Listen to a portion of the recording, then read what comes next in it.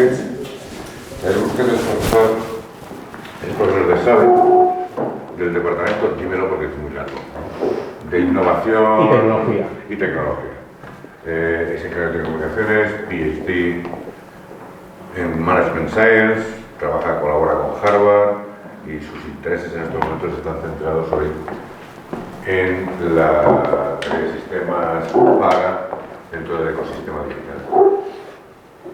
Y nos trae una charla que tiene una pinta interesante de metáforas y algoritmos. Yo al menos me leí el primer capítulo del libro y de hecho he seguido con el segundo y con el tercero y con el cuarto. Muy interesante, sobre todo la aproximación a la mezcla del lenguaje y el comportamiento, muy interesante. Yo me quito y que siga aquí. Pues mi intención es, no sé si es, yo creo que me escucháis, ¿verdad? No sé si el micro... Mi intención es, hola, mi intención es compartir con vosotros una reflexión de unos 40-45 minutos sobre la comparativa entre metáfora y algoritmo y como fuentes de generación de conocimiento. Entonces, toda presentación o toda historia tiene un origen, ¿no? Me gustaría compartir con vosotros el origen, cuál es, ¿no? Y esto, el origen fue el siguiente. Hace 2 años, en ESADE, se planteó escribir un libro en memoria de un profesor que, bueno, pues que nos dejó hace tiempo y tal. Y entonces yo me presenté voluntario para hacer un capítulo del libro. Entonces, con este profesor había dialogado mucho sobre temas de sistemas complejos y tal. Pero pensé, claro, yo hago un capítulo sobre sistemas complejos, digo, ¿esto quién se lo va a leer, no? Entonces, conociendo además que este profesor era un gran aficionado del fútbol y del Barcelona, pensé, a lo mejor esto se puede combinar. En una ocasión, el Fútbol Club Barcelona me invitó a una conferencia que se llama Tecnología y Deporte, y entonces tuve la oportunidad de conocer a personas que trabajan en métodos deportivos en el Fútbol Club Barcelona. Entonces, hablando con ellos, hubo un momento que les pregunté, bueno, pero aquí estáis utilizando la teoría general de sistemas y tal, y a Ludwig von Bertalanffy y tal, me dijeron, pues sí, claro. Y entonces escribí un artículo sobre, forma parte del libro, que es el fútbol como sistema de juego complejo, y un profesor emérito de SADE, al leer el capítulo, dijo, sí, todo me parece interesante, pero hay una parte que tratas muy poco y que creo que deberías profundizar más, que es la metáfora que utilizas al principio. Entonces esto me llamó mucho la atención, me recomendó el libro de Lakoff y de ahí hasta aquí, ¿no? Hace unos meses, en un grupo de investigación del cual formo parte como amigo, se llama el Instituto de Inteligencia Artificial de IBM, les sugerí una charla o discusión sobre qué es una metáfora, qué es un algoritmo. Claro, yo no tengo acceso a grandes sistemas de datos, etcétera, y dialogamos al respecto. Y de toda esta historia, de todo este origen e historia, pues he preparado esta presentación, que espero que os parezca bien y poder dialogar sobre ella, Entonces, para aquellos que ya habéis leído el libro, probablemente si yo utilizo, por ejemplo, la metáfora de que si el amor está en el aire o que el conocimiento es la llave del conocimiento, estoy utilizando metáforas. Son metáforas. La metáfora habitualmente se suele considerar como un giro retórico, es decir, como un adorno del lenguaje. Sin embargo, si habéis leído el primer capítulo de Lakoff, claro, él utiliza un enfoque algo distinto. De hecho, la metáfora es un término que dentro del mundo del management utilizamos de forma recurrente, pero como oculta. ¿Qué es una metáfora, de hecho? De hecho, una metáfora es una técnica o una manera de expresar algo que nos es en parte desconocido a través de ciertas experiencias que tenemos que sí nos son conocidas. Y lo que hace la metáfora es enfatizar ciertos elementos, oculta otros y nos permite como completar el concepto general de el sistema al cual nos estamos refiriendo. Normalmente una metáfora suele hablar del todo. Ejemplos. Maquiavelo utiliza una metáfora recurrente en su libro El Príncipe, que cuando se refiere a la labor del príncipe o el líder, o el príncipe o la princesa, Y él suele decir que podemos utilizar dos metáforas para hablar de los dirigentes. La metáfora del león. Claro, el león lo que hace es enfatizar la fortaleza, la potencia, pero también dice que ojo con ser solamente león, porque los leones no ven las trampas. Con lo cual, de vez en cuando hay que ser un zorro, no andar con la melena, sino ser un poco más modesto, porque los zorros sí ven las trampas. Entonces un príncipe tiene que combinar la fortaleza del león con la habilidad del zorro. A veces hay que presentar la fortaleza y a veces hay que tener la habilidad de no caer en ciertas trampas. Esto es una metáfora, es una metáfora que Maquiavelo utiliza con mucha frecuencia durante el libro, sobre todo cuando habla de Fernando de Aragón, que fue el rey católico. Esto ya es otra historia, pero esta es una forma de expresar por qué es importante una metáfora. De hecho, en el mundo del management, las metáforas son un término recurrente a la hora de concebir una manera de organizar un grupo de personas que producen o que hacen una actividad, ¿no? De hecho, la metáfora recurrente en la época industrial es la máquina, es decir, nosotros nos engranamos como engranajes de una máquina. Entonces, quien mejor descubre de manera artística esa forma de funcionar es Charles Chaplin en tiempos modernos, esa fotografía que todos tenemos en la cabeza. No he traído la slide porque no hace falta. Yo creo que todos hemos visto la película o hemos visto en algún momento esa imagen de Charles Chaplin engranado en la máquina. Hoy en día, el mundo de la digitalización nos está planteando otro tipo de metáforas para comprender la organización, pero eso sería el tema de otra charla que espero poder realizar otro día. Esto es una metáfora y creemos que es importante y creemos que merece la pena ser expresada. Esto está basado en el libro de Lakoff, porque está basado en la experiencia humana. Es decir, si decimos que el amor está en el aire o decimos que la llave del éxito es el conocimiento, la llave todo el mundo sabe lo que es una experiencia humana, nos permite entender algo desde un proceso inductivo, desde la realidad, desde nuestra propia experiencia. De hecho, existen metáforas en prácticamente todo lo que hacemos. De hecho, el libro de Lakoff explica cómo nos comportamos en el mundo a través de metáforas, y una metáfora que es recurrente es abajo y arriba, ¿no? Entonces, abajo y arriba está asociado a estar arriba es estar contento, estar bien, tener más, estar vivo, ser inteligente. En cambio, estar abajo es estar triste, estar mal, menos, no estar muy inteligente. Por ejemplo, en una discusión a veces dicen, no, es que hicimos una discusión demasiado poco, demasiado baja, tenemos que subir el nivel. Tenemos que subir el nivel de la discusión. Estamos ahí aplicando una metáfora que de hecho está ocultando esta manera de funcionar. De hecho, el ámbito de la racionalidad se considera que está arriba, el ámbito de las emociones se considera que está abajo también. Sin embargo, esto depende también de la cultura. Por tanto, las metáforas también tienen que ver con el ámbito de la cultura. Bueno,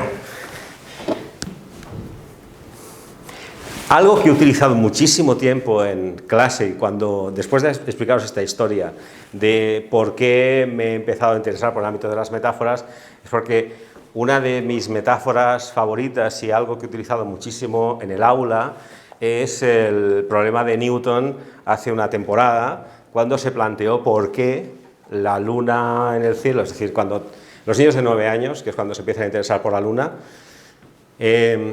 empiezan a hacer preguntas tales como si la luna, ¿por qué cambia de color a veces? ¿Por qué a veces tiene formas más grandes que otras? A veces le falta un trozo.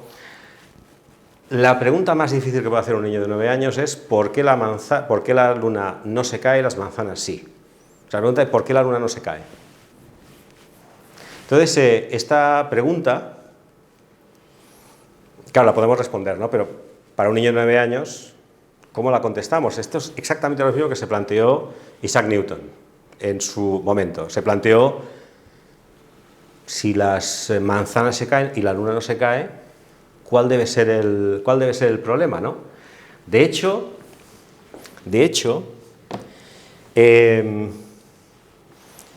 Isaac Newton lo que pensó es que si las manzanas se caen, probablemente la luna también se está cayendo. Pero si no vemos que se caiga, a lo mejor significa que la Tierra también se cae sobre la luna, con lo cual planteó un algoritmo que no os voy a explicar lo de la gravedad, etc. De hecho, Newton llegó a este algoritmo, es una forma de expresión del lenguaje en el cual está explicándonos una manera de predecir el comportamiento de determinadas componentes del universo. Sin embargo, no fue el primero en llegar a este algoritmo. Kepler, sin haber entrado en esta fase de aquí, sí sabía que existía una fuerza de atracción entre diferentes elementos del universo que estaba regulada por un algoritmo inversamente proporcional al cuadrado de la distancia. Kepler lo sabía, y lo sabía antes que Newton. ¿Qué es lo que hizo que todos hablemos de Newton? Sé que habéis tenido una charla previa donde seguramente, si estuviese la persona, pues, tendríamos un debate aquí. ¿Qué es lo que hizo que Newton es hoy conocido como el padre de la teoría de la gravedad y de la gravitación universal y no Kepler? De hecho, la idea es que Kepler concebía el universo como un reloj donde había un punto central, que era el Sol, y ese punto central estaba regulado por un relojero a través del cual, es un mecanismo, el universo era un mecanismo a través del cual todos los objetos circulaban. Es decir, Kepler tenía una metáfora en la cabeza que era: el universo es un reloj.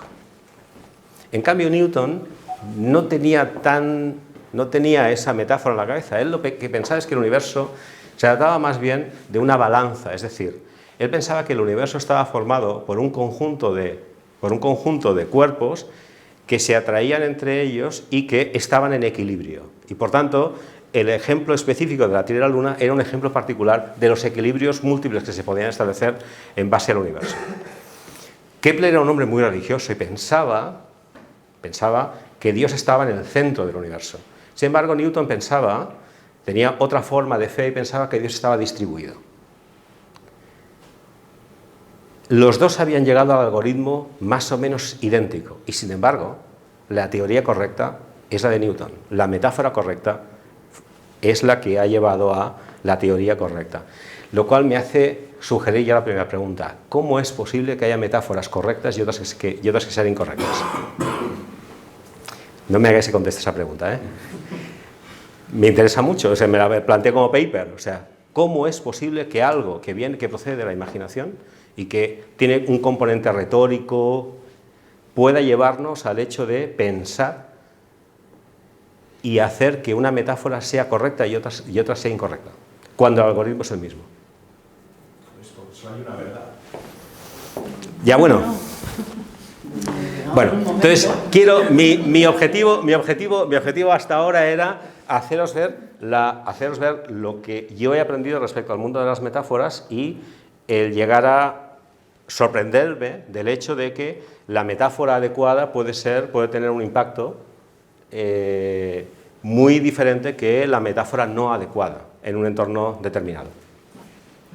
That is the goal of RoboCup. That is by 2050 to have a team of soccer-playing robots which can defeat the FIFA World Champions, and we'll see it happen. I'm very hopeful that we'll actually get a team of robots which are competent enough and smart and intelligent enough to actually beat the world champions in 2050. Better than Messi, Ronaldo and Neymar. It sounds difficult, but we can get there. We can get there. We have a certain reference for Robot 8. I mean, to us, saying Robot 8 is equivalent to someone saying Messi or Ronaldo or something. It's the same.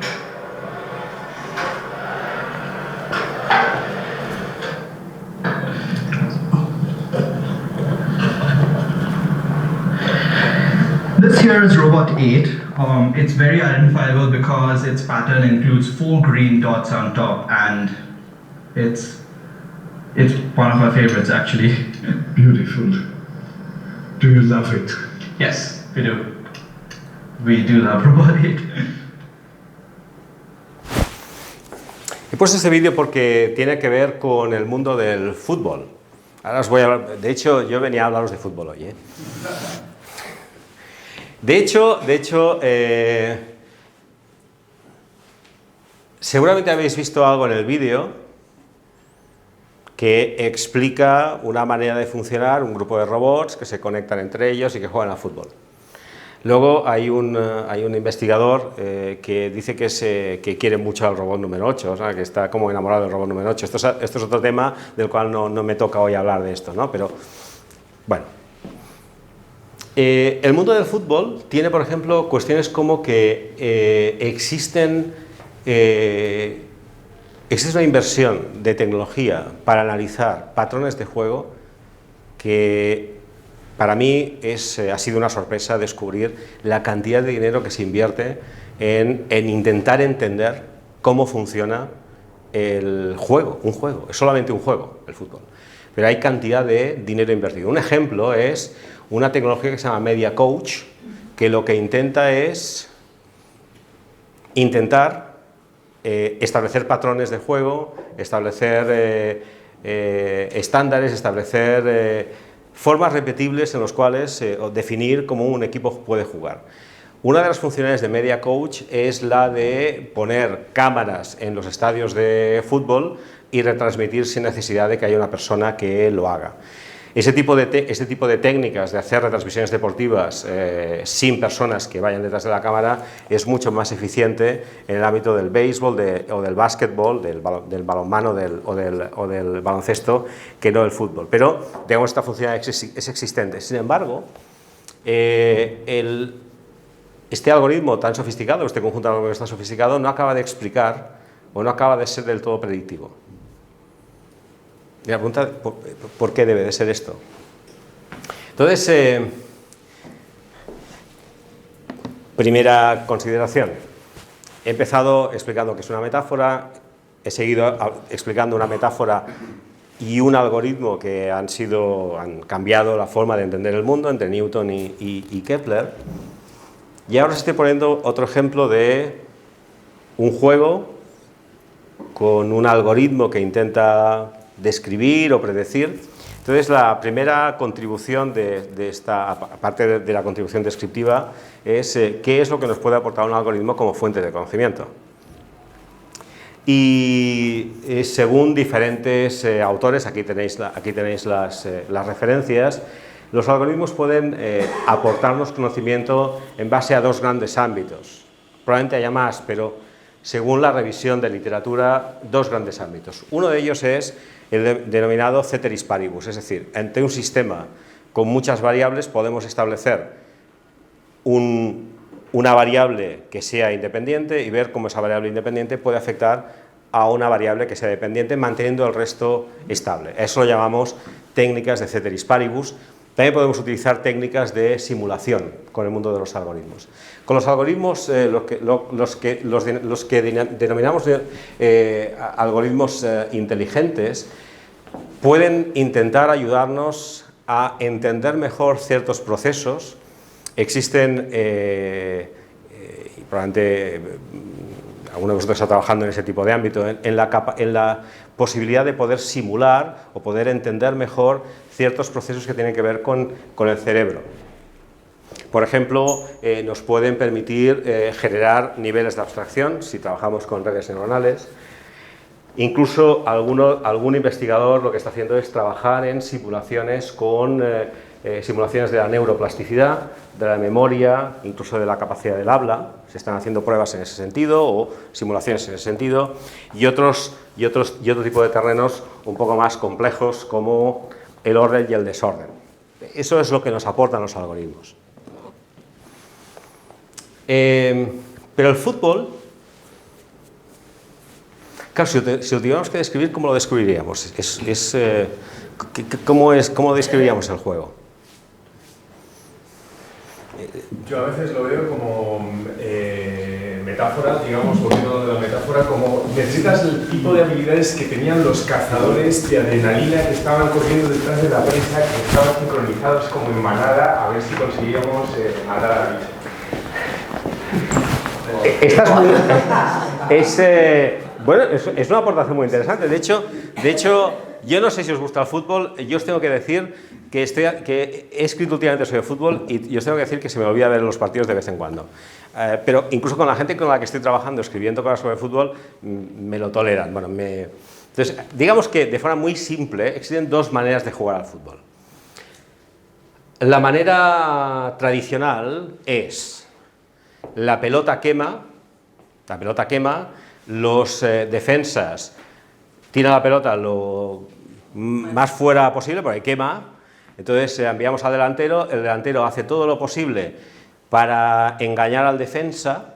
Normalmente los delanteros suelen ser mucho más hábiles técnicamente que los defensas son más rígidos, los engañan y lo que hacen es intentar fusilar al portero. Entonces la pelota quema, ¿no? Sin embargo, tengo que deciros que la selección española desde el año 2008 al 2012 hay una correlación muy alta entre lo que hizo la selección española desde 2008 a 2012 con el Fútbol Club Barcelona, si me permitís decirlo, una correlación muy alta. El tipo de juego era algo distinto, es decir, os pongo un ejemplo. Hace muy poco tiempo, hace un mes, la selección española jugó con Italia y ganó 3-0, sin delanteros.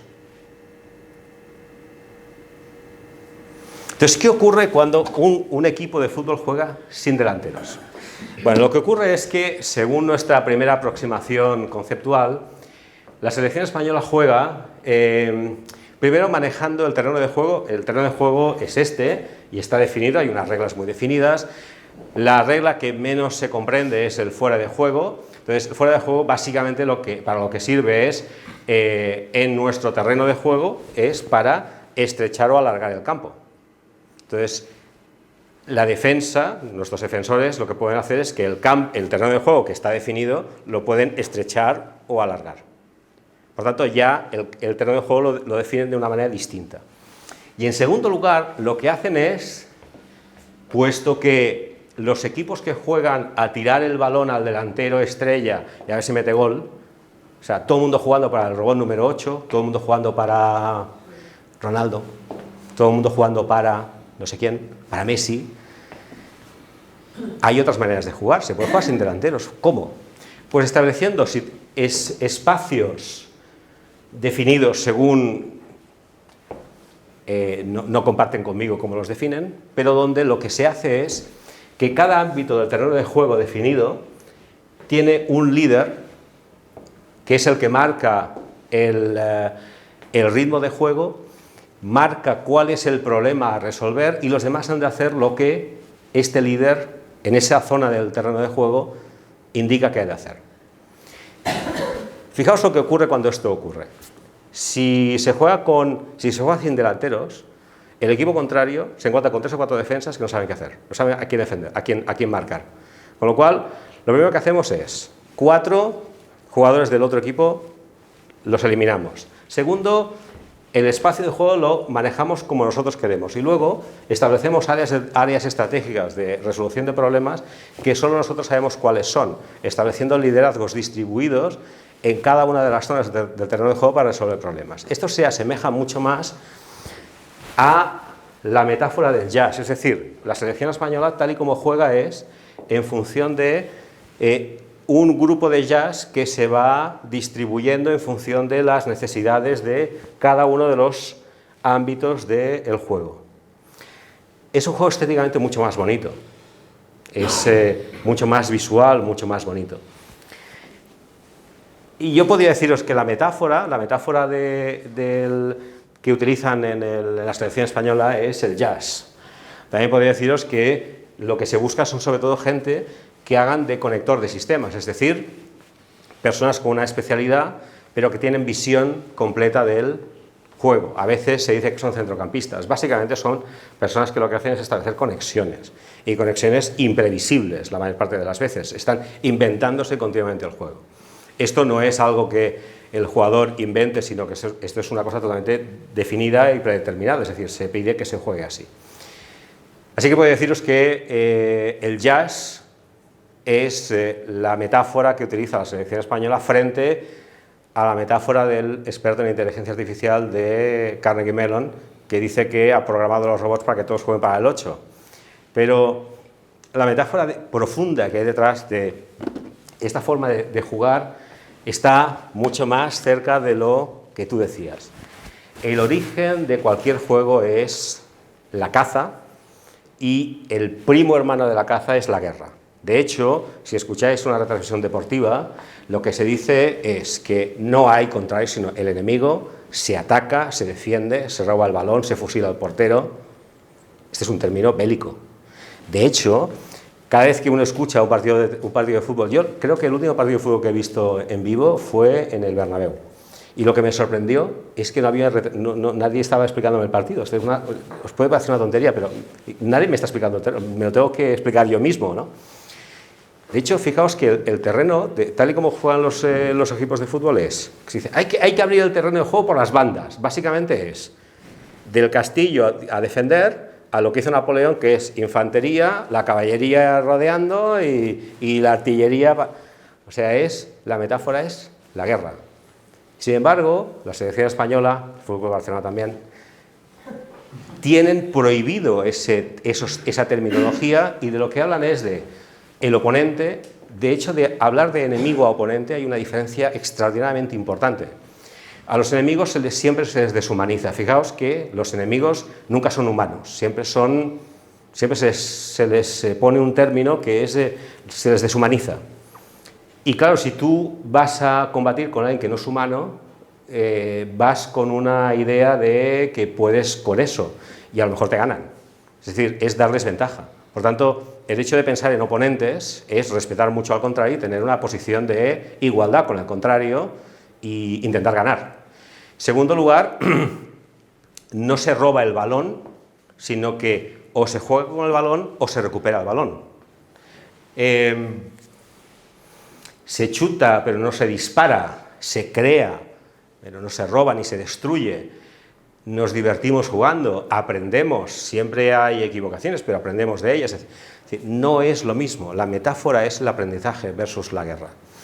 Por lo cual, yo no sé el sistema de inteligencia artificial que están montando los de la Carnegie Mellon, qué les va a resultar, pero no vaya a ser que sea importante saber a qué juego jugamos para construir no sé qué tipo de algoritmos. Ese es mi segundo ejemplo. Es solo una reflexión. Carnegie Mellon es una universidad extraordinariamente importante, pero si uno ha visto lo que se retransmite por la tele, que hay que pasar la pelota a Messi o a Ronaldo, bueno, que se vea en el partido de la selección española contra Italia de hace un mes, sin delanteros, y se puede ganar. Así que se puede utilizar una metáfora para construir un modelo de juego diferente y plantear cosas de forma diferente. Entonces, bueno, ¿qué es una metáfora así más, de forma más conceptual? Esta es mi parte final de conceptos. Una metáfora lo que hace es...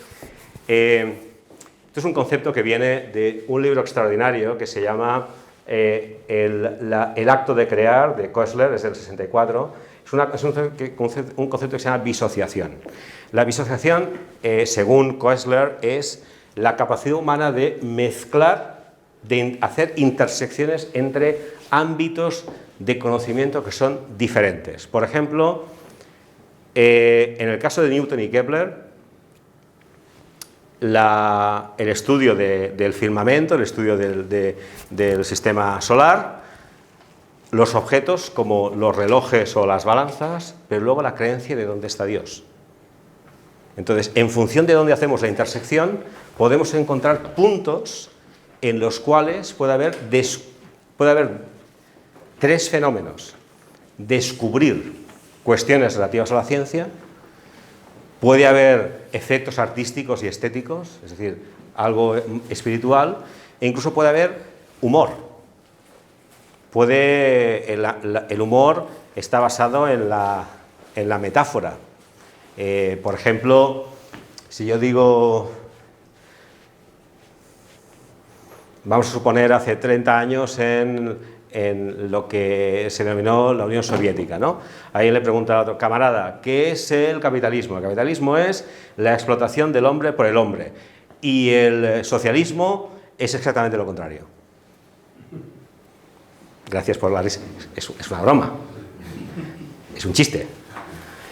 Pero aquí estoy mezclando diferentes planos, y eso es lo que producen las metáforas. Producen tres efectos. El humor, de hecho, Koestler empieza hablando del humor, luego habla de la ciencia, luego habla del arte. Y lo que creo que son los algoritmos son estructuras mucho más reglas, mucho más literales, repetitivas, en un ámbito del conocimiento donde además creo, y aquí me la estoy jugando un poco, donde suelen ser reversibles. En el caso de Newton y Kepler, en el caso de la gravitación universal, no nos cuesta nada imaginar un universo que en vez de circular así, circulara así, ¿no? O sea que, digamos que la flecha del tiempo parece que puede ser como reversible. Ahí tenemos otro concepto que otro día hablamos de eso, ¿no? Pero parece que los algoritmos tienen otro tipo de papel, ¿no? De una manera más, se me ha ocurrido que quizá puedo explicar esto ya es una contribución, es mi contribución particular, es mi contribución particular a esta presentación, y es que los algoritmos lo que nos permiten es hacer simulaciones, nos permiten mejorar el código, nos permiten decodificar, pero se basa en un marco de referencia, en un marco. En un marco nos permiten explicar reglas, conexiones, cómo conectar, nos permiten hablar de lógica, y nos permiten acceder a relaciones literales, como un diccionario, nos permiten conectar sentencias, frases, nos permiten resolver problemas concretos. Aquí me he atrevido a poner términos del ámbito digital.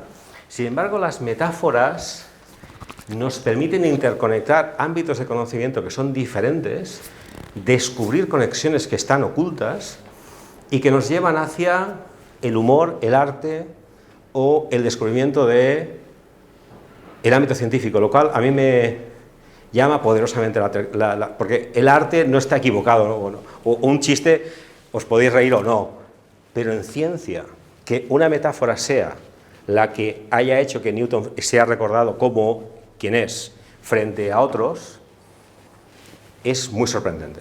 O sea, a mí, sinceramente, la pregunta de por qué una metáfora puede estar equivocada o no, me parece, estoy en ello, no, podemos debatir, no sé la respuesta. Y lo cual nos lleva a la conexión entre estos aspectos de la simulación, que la simulación es un tipo de juego, y lo que es el aspecto natural de la creatividad, que es un ámbito donde creo que queda mucho por investigar. Así que estas son, de hecho, la promesa es de qué forma algoritmos y metáforas nos permiten aprender. Esta es una comparativa un poco abstracta o conceptual, pero es mi contribución, ya que os hemos convocado para una charla como esta, al menos una contribución que sea en función de habérmelo pensado un poco y es una propuesta a ver qué os parece, ¿no? De hecho, una última reflexión, ya llevo casi 45 minutos hablando, hay una cuestión que pienso que tanto algoritmos como metáforas son expresiones del lenguaje. Sabemos que el lenguaje es lenguaje y cerebro han evolucionado, han hecho un proceso de coevolución.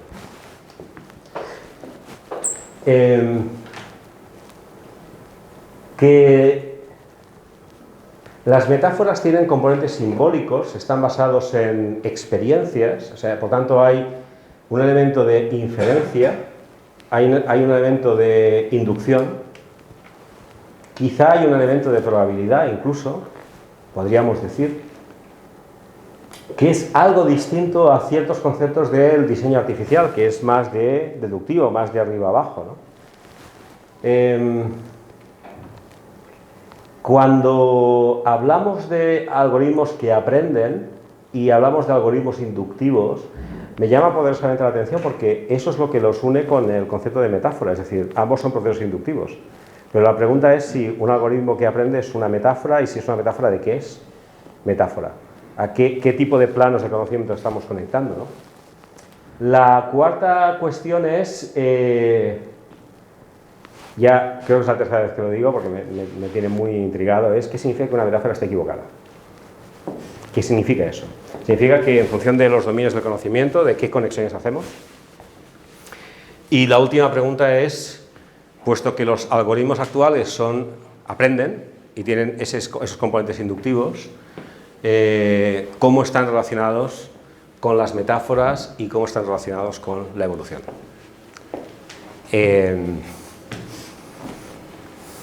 Esta es mi... no sé qué os parece. Muchas gracias.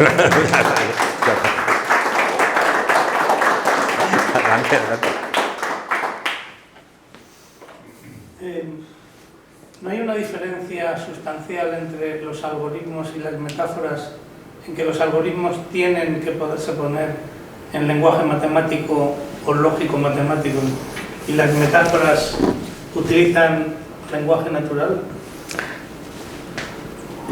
Yo creo que esa es una de las diferencias importantes de la comparativa, yo creo que es así, pero el lenguaje matemático es también una forma de expresión del lenguaje, es una... El símbolo del infinito, que es una cosa que se va entrelazando y que es una metáfora en sí, el símbolo matemático también. Sí, estoy de acuerdo, José María, estoy de acuerdo, pero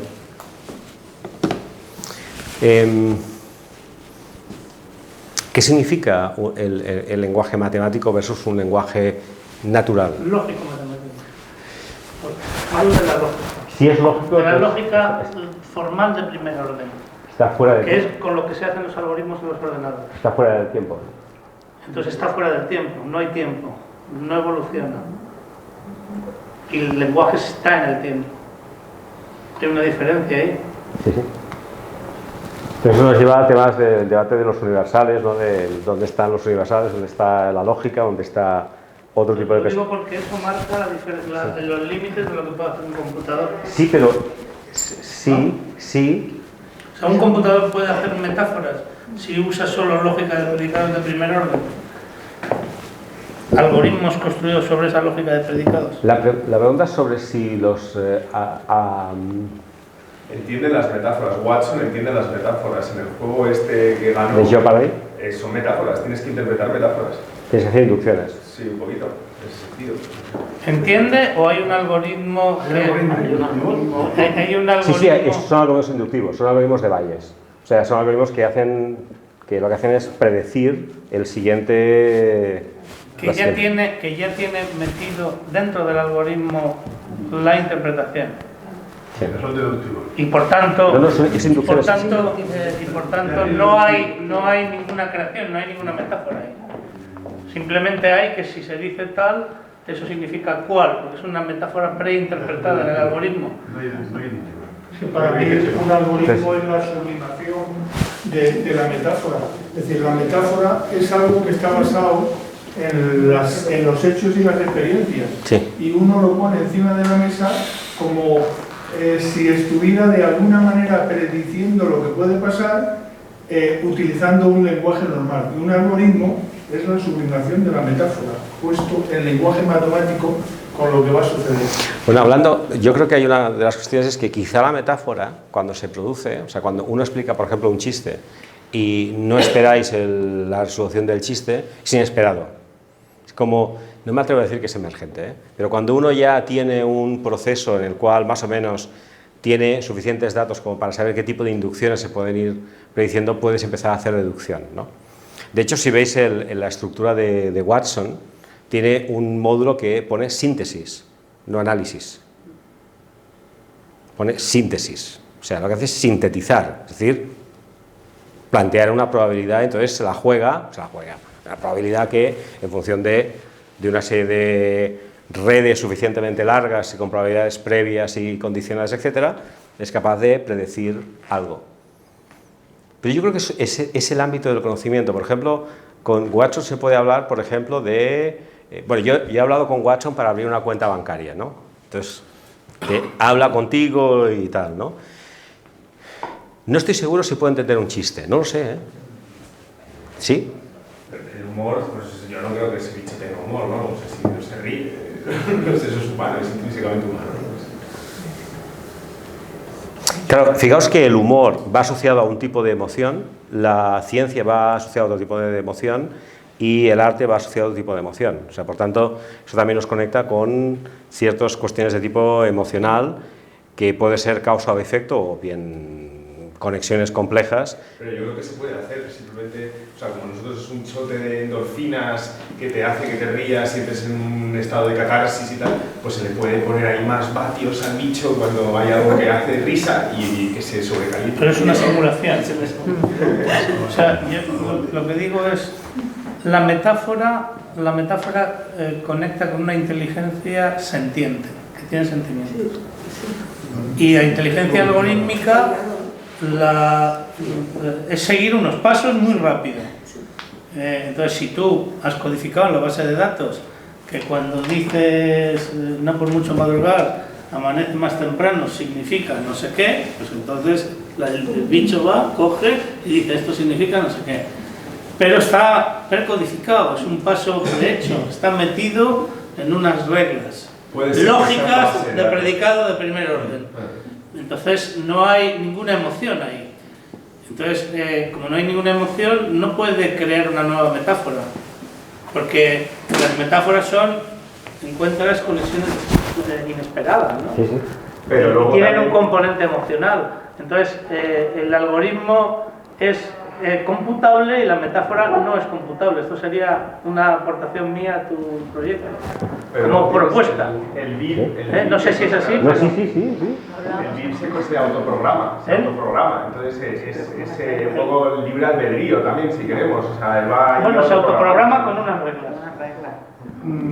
Se autoprograma con unas reglas de eficiencia para llegar a lo que el cliente quiere, pero no hay un código escrito. Sí, hay un código escrito. Hay un código escrito. Sí, hay un código escrito. El BIP, que son estos de Siria, el sistema operativo este... Sí, hay un código escrito y hay una base de datos. O sea, hay una estructura de datos y un código escrito. Yo pensaba que se autoprogramaba para encontrar... No, él no se autoprograma. Con un código. Él sigue un código y sigue unas reglas con unos datos. O sea, todos son máquinas universales. Una máquina no puede hacer otra cosa nada más que lo que le diga. Lo que tú le digas. O sea, todos los computadores... Es vida en latín, por eso lo asociaban al marketing de que esto está vivo, tal. El punto es que todas las máquinas que conocemos hoy computacionales son máquinas universales de Turing. Y todas tienen una estructura esencialmente algorítmica que siguen las leyes de la lógica de predicados de primer orden y por tanto tienen las limitaciones de la lógica de predicados de primer orden. Que quiere decir que hay cosas no computables. O sea, hay números no computables. Números no computables y números computables, que es el origen del artículo de Turing cuando planteó la propuesta de la máquina universal. Entonces, si ya los propios números, hay números no computables y números computables, hay muchas más cosas no computables. Entonces, ¿qué es lo que hace diferente a los humanos? Nosotros somos capaces de computar o de seguir un algoritmo, somos lentos siguiendo el algoritmo, pero somos capaces de seguir la lógica de un algoritmo de una manera mucho más lento que una máquina, pero nosotros somos capaces de hacer cosas con otro tipo de inteligencia que son las metáforas en términos creativos. Entonces, por eso yo creo que las máquinas son incapaces de generar metáforas, porque no es posible hacer un algoritmo que implemente la inteligencia sentiente. Esa es la tesis. Bueno, con la máquina universal de Turing. Digo, y por tanto, con la máquina universal de Turing. Entonces, cuando haya otra, pero tiene que haber otra. Y de momento no la hay. No hay inteligencia artificial. O sea, el concepto de inteligencia artificial es una engañifa. Es una engañifa y tiene una lógica de poder. No nos engañemos. Ayer estuvimos... De eso hablamos. No, es peor que Marte. Pero eso es otra conversación. O sea, te quiero decir, el punto es, hoy no hay una teoría computacional sustitutiva de la que conocemos. La que conocemos tiene los límites que tiene. Por ejemplo, lo que dice el libro, es muy gráfico, es que las metáforas humanas se basan en dos cosas. Es un isomorfismo entre un campo que no conozco con un campo inerte. Si es correcta o no es correcta dependerá del grado en el que el isomorfismo sea correcto. Es decir, la capacidad de unir esos dos conceptos. Entonces, el truco de todo esto es precisamente que estás uniendo dos mundos que no tienen nada que ver. Tienes un mundo nuevo y hay un isomorfismo sobre algo que tú conoces. Una máquina no conoce, una máquina computa. Las máquinas de hoy computan, no conocen, que es la gran diferencia. Tú tienes experiencia de vida, la máquina no la tiene. Ahora, sí, ya veremos todo cómo evoluciona, porque todo esto... Bueno, yo lo veo muy lejano, no lo veremos nosotros. Bueno, la computación cuántica está ahí, bueno... La computación cuántica hoy es una máquina de Turing cuántica que es una chapuza. Hoy sí. Pero la computación cuántica no le va a dar conciencia a un ordenador. No le va a dar porque es máquina de Turing. ¿Por qué es? No se sabe. Ya veremos. Ya veremos porque ahí hablaríamos de otro campo. La computación cuántica hoy es una máquina de Turing. Hoy es una máquina de Turing. Oye, yo me siento... Una manera de jugar que no le sigue ni el coreano. Piensa solo ejemplo fundamentales, que es la de coherencia. Bueno, yo sí puedo hacer una Sí, pregunta. perdón, tenía la mano levantada. Bueno, ha salido a lo largo de Ahí donde está. Ahí donde está todo el una misterio. pregunta, pero por lo que ha dicho José María me ha surgido otro. La primera Primero Que así dialogamos mejor. con el José María, que viene así, él ha comentado, digamos, como que en el ordenador está todo predeterminado tal y como está ahora mismo la tecnología. Y solo quería comentar que hace un mes y medio, no lo sé, hubo una polémica muy grande porque creo que fue Facebook, no lo sé ahora mismo, tuvo que desconectar las máquinas porque había descubierto que habían creado su propio lenguaje diferente a ellos. Léete que hay artículos sobre eso, ¿no? Vale, eso y me queda la duda de si realmente son tan listas o tontas de que solo hacen una cosa.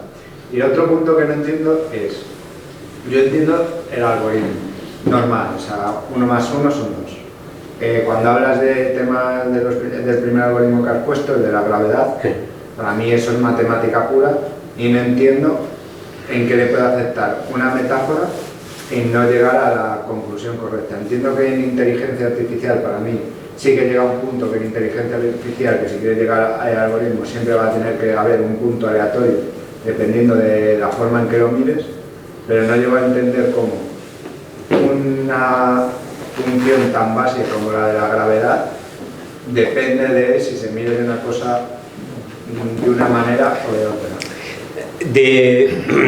Sobre el tema de la gravedad hay diferentes autores que hablan del mismo fenómeno desde diferentes perspectivas. Os puedo pasar a la bibliografía.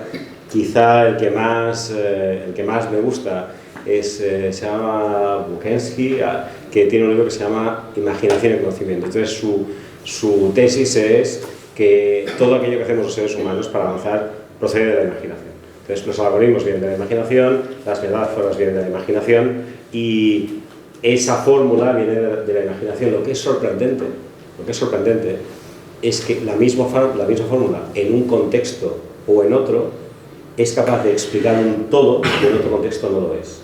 Es decir, cuando Kepler pensaba que existía un gran relojero en el universo y todos los planetas, no acababa de hacer que la teoría se aguantara bien. En cambio, cuando Newton lo que estaba sugiriendo es una metáfora de la balanza. De hecho, ¿por qué a Newton se le ocurrió el tema de la balanza y no se le ocurrió lo del reloj? Porque el reloj es una metáfora que forma parte de la cultura occidental, que nace en Italia, etc. Es una metáfora muy arraigada. Por ejemplo, si yo digo que esto ha de funcionar como un reloj, yo creo que lo hemos escuchado todos. En cambio, los británicos siempre hablan de el equilibrio de fuerzas. Entonces, siempre, por ejemplo, en una famosísima guerra mundial de 1701 a 1714, muy famosa en Cataluña por otras razones, en las que no pienso entrar. Lo que hicieron los británicos fue a ver, aquí, ¿esto de qué va? Va de la familia de los Austrias contra la familia de los Borbones, ¿no? Entonces, ¿qué hacemos? Pues siempre se iban aliando con los que eran más débiles. ¿Para qué? Para sacar partido. Entonces, fueron sacando partido y tal. Newton, una de las cosas que le ocurrieron a Newton es que después del final de la guerra de sucesión española, con el tema de Barcelona y toda esa historia, una de las cosas que tuvo que ceder la corona española es el tráfico marítimo con las Indias. Se creó la Compañía de las Indias Occidentales.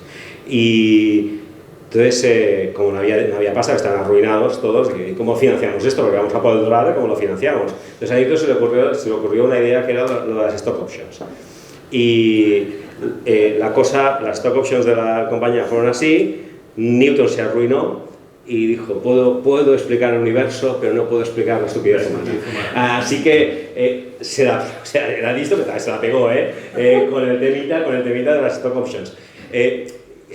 Quiero decirte que la balanza, o sea, a Newton se le ocurrió esto porque estaba en un contexto cultural donde el equilibrio de fuerzas era la manera de pensar. Entonces, yo creo que mi punto al que llego finalmente es que realmente hay una solución a los distintos algoritmos, sea de la gravedad, sea cualquier otro, en el que influyen contextos como pueden ser culturales, contextos de educación, contextos...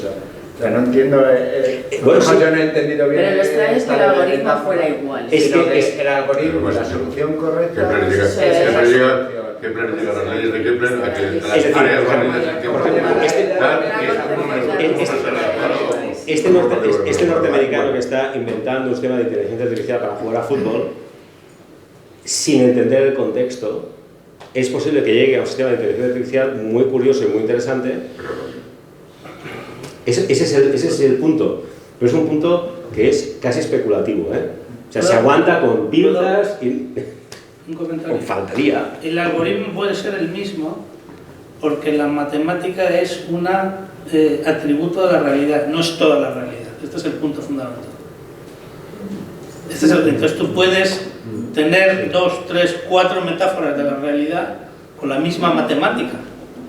Entonces el error conceptual es pensar que la matemática es la realidad, que eso es una postura cientifista pura. Reduces toda la realidad al algoritmo y entonces da igual cómo lo expliques, porque la realidad se reduce a esa fórmula. No, la realidad es esa fórmula, uno lo explica de una manera, otro lo explica de otra, pero luego hay que decir que luego vino Einstein y cambió esa visión. O sea, entonces la realidad la vas explicando de una manera cada vez más compleja, te la vas imaginando de una manera más compleja con el mismo algoritmo. Porque Einstein explica el algoritmo en un contexto de velocidades de la luz bajas. Las velocidades bajas relativas a la velocidad de la luz, perdón. Porque no... Entonces, estas fórmulas son verdad para velocidades pequeñas, comparadas con la velocidad de la luz, pero para velocidades altas, próximas a la velocidad de la luz, esa metáfora no vale, esa fórmula tampoco vale.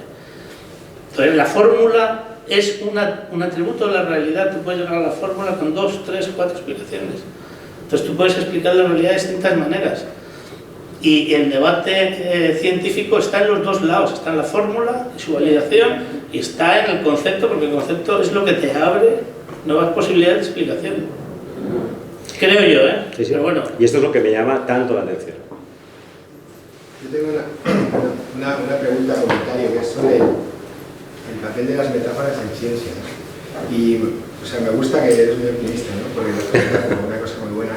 Y yo tengo serias dudas. O sea, creo que muchas veces juega en contra, ¿no? del avance científico en la utilización de las metáforas. Porque básicamente son simplificaciones. Entonces, estás haciendo la simplificación de algo que muchas veces se podrá simplificar y otras veces no. Estás reduciendo el número de variables en tu sistema para hacerlo más manejable y entendible, ¿no? Entonces, un ejemplo es esa figura que tienes ahí es buenísima, porque tienes la intersección de dos planos y señalas un punto. Entonces, la intersección de dos planos es una recta, ¿no? Entonces, sobre esa recta está el punto bueno que tú quieres, pero hay infinitos puntos malos. Pero claro, ¿qué ocurre? Si el número de variables es 2, es decir, si tú trabajas con solamente 2 dimensiones, aquí tienes 3. Pero si trabajas con 2, si tú ves eso solamente desde arriba, estás cazando el punto. Entonces, si tú lo simplificas mucho y dices, he acertado, mi metáfora es perfecta, pero luego resulta que aparecen otras variables que no conocías y dices, ay, pues ya no me la describe bien, porque resulta que tengo otras variables ocultas o que con el tiempo estamos descubriendo. Entonces, las metáforas sí que te permiten avanzar, pero tienes que ir con mucho cuidado porque te pueden limitar la línea de... Claro, por ejemplo, la primera metáfora que he puesto del león y el zorro, es obvio que las personas no somos ni leones ni zorros.